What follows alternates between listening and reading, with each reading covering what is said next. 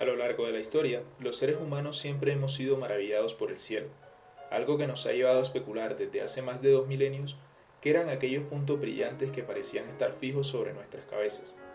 Gracias al trabajo en conjunto de mentes geniales, desbordantes de creatividad e imaginación, hemos podido expandir nuestros horizontes y descubrir que hay mucho más allá de nuestro planeta. El tema que nos interesa en este video nace precisamente de la imaginación de dos de estos individuos, el filósofo natural inglés John Michel y el matemático, físico y astrónomo francés Pierre-Simon Laplace. John Michel fue el primero en considerar la idea de un objeto tan masivo que ni siquiera la luz pudiera escapar de la influencia de su campo gravitacional, lo que causaría que no emitiera radiación alguna y por tanto sería imposible de detectar por un medio diferente a su influencia gravitatoria sobre otros cuerpos cercanos. Michel llamó a estos objetos Dark Stars. Sin embargo, su idea no tuvo mucha popularidad entre sus contemporáneos, ya que al descubrir la naturaleza ondulatoria de la luz, se perdió claridad sobre cómo podría influir la gravedad sobre ella.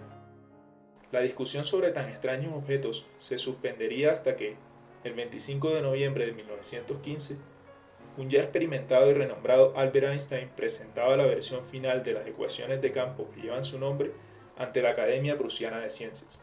Dado que dichas ecuaciones en derivadas parciales eran no lineales, Einstein asumió que no tenían solución y solo dio una aproximación.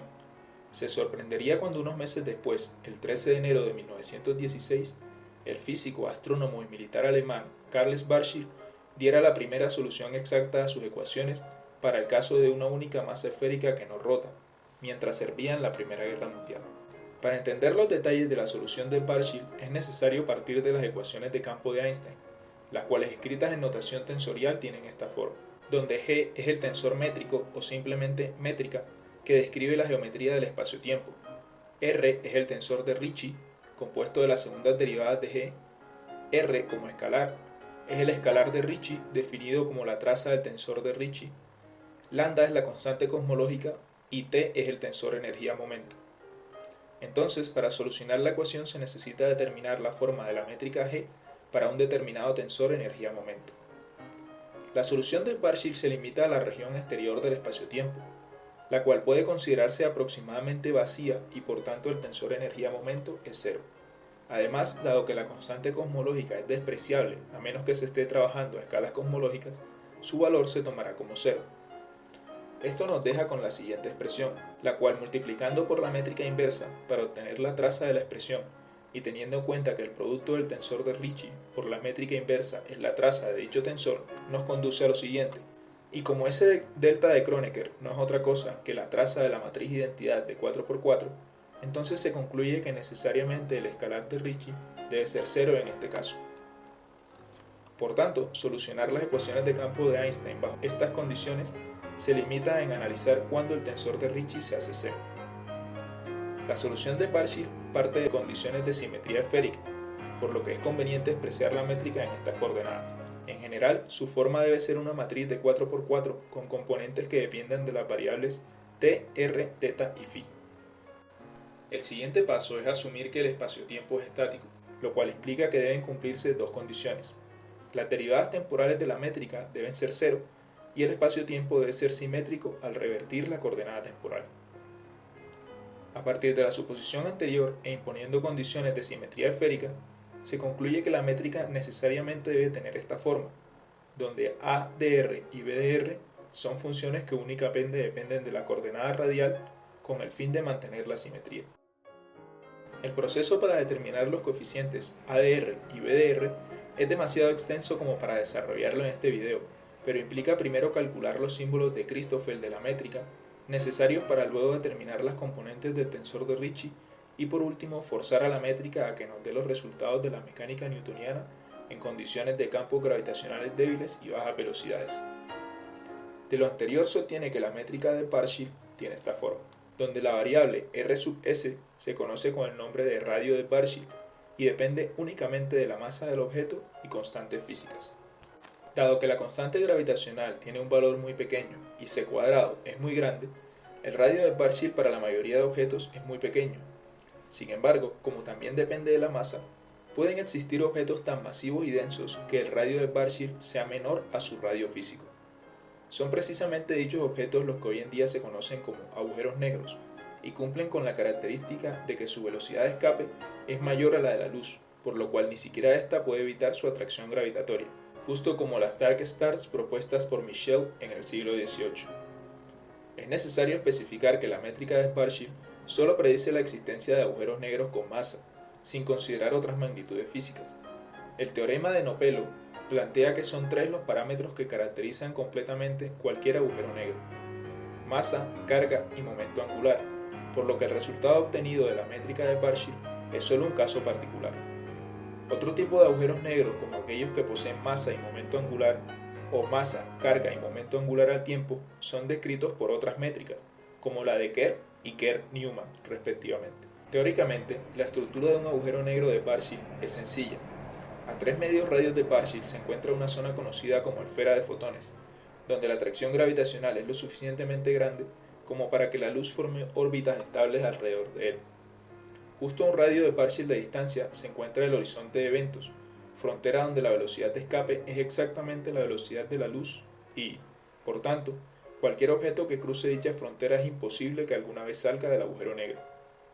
Por último, se suele considerar que en el centro del agujero negro se encuentra la singularidad, un punto infinitesimal que contiene una cantidad inmensa de masa, donde la densidad y la curvatura del espacio-tiempo se hacen infinitas, y hacia el que todo objeto que entra dentro del agujero se dirige irremediablemente.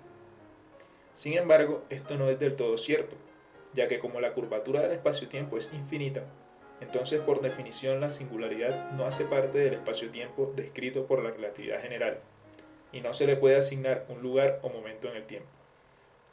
Esto causa que dar una definición completa y precisa de lo que es una singularidad siga siendo un problema abierto en física teórica. La estructura de los agujeros negros es mucho más extraña e interesante cuando son de Kerr, es decir, tienen tanto masa como momento angular. En este caso, las regiones del espacio-tiempo cercanas rotan junto con el agujero negro, haciendo que cualquier objeto cerca se desplace. A partir de cierto punto, el arrastre gravitacional del agujero es tan grande que ni siquiera viajando a la velocidad de la luz es posible contrarrestar la rotación del espacio-tiempo a su alrededor, haciendo que sea físicamente imposible quedarse quieto. Al límite de esta región se le conoce como ergosfera. Además, en este caso la singularidad sí es una región del espacio y no tiene forma de punto, sino de anillo, por lo cual los objetos que caen dentro del agujero no se dirigen inevitablemente hacia ella y sería posible orbitarla. Aunque teóricamente los agujeros negros también pueden formarse en colisiones de alta energía, el único proceso de formación que hemos observado es el colapso gravitacional de estrellas supermasivas una vez que llegan al final de su periodo de evolución estelar. Como las estrellas se encuentran rotando antes de colapsar y el momento angular se conserva, los agujeros negros resultantes de este proceso también deberían rotar. Además, si se encontraran cargados, rápidamente perderían su carga atrayendo partículas libres en el espacio. Por tal razón se cree que la mayoría de agujeros negros en el universo son de Kerr. Los agujeros negros permanecieron mucho tiempo siendo nada más que una curiosidad teórica, hasta el punto en que ni siquiera el mismo Einstein creía que realmente podían existir como objetos astronómicos. No fue hasta la década de 1960 que se mostró que los agujeros negros no eran una simple particularidad, sino una predicción general de la teoría de Einstein. Todo esto culminó con la identificación de una fuente de rayos X en la constelación Cygnus, bautizada como Cygnus X1, la cual por sus características fue el primer objeto astronómico ampliamente reconocido como un agujero negro. El progreso en la detección y observación de estos objetos ha sido tan grande que por primera vez en 2019 se logró fotografiar uno de ellos, más específicamente el agujero negro supermasivo en el centro de la galaxia elíptica supergigante Messier 87. A pesar de esto y de todos los avances teóricos que se han hecho en más de 100 años desde la publicación de la relatividad general, seguimos sin comprender muchos aspectos relacionados con estos objetos y son materia de investigación actualmente en física teórica, principalmente por su relación con otros grandes problemas de la física actual, como la posible existencia de puentes de Einstein-Rosen, mejor conocidos como agujeros de gusano, sistemas compuestos por dos agujeros negros conectados de manera que sería teóricamente posible viajar a través del tiempo y el espacio sin romper las leyes de la relatividad especial, o la paradoja de la información, que plantea que si todo agujero negro está completamente determinado únicamente por los tres parámetros ya mencionados anteriormente, entonces la información sobre la materia que formó al agujero negro se pierde, En general, se pierde información física en los agujeros negros. La gran importancia de estos objetos dentro de la física sigue reconociéndose constantemente. La última de estas ocasiones con el Premio Nobel de 2020, que fue dividido en dos mitades. Una para Roger Penrose, quien hizo importantes contribuciones teóricas a la comprensión de estos objetos, y la otra mitad para Andrea Hess y Reinhard Genzel, por su estudio del agujero negro que se encuentra en el centro de nuestra galaxia, Sagitario A. Sin duda estos objetos seguirán siendo materia de investigación durante muchos años y tendrán un papel relevante en la formulación de nuevas teorías que completen la relatividad general, como la gravedad cuántica.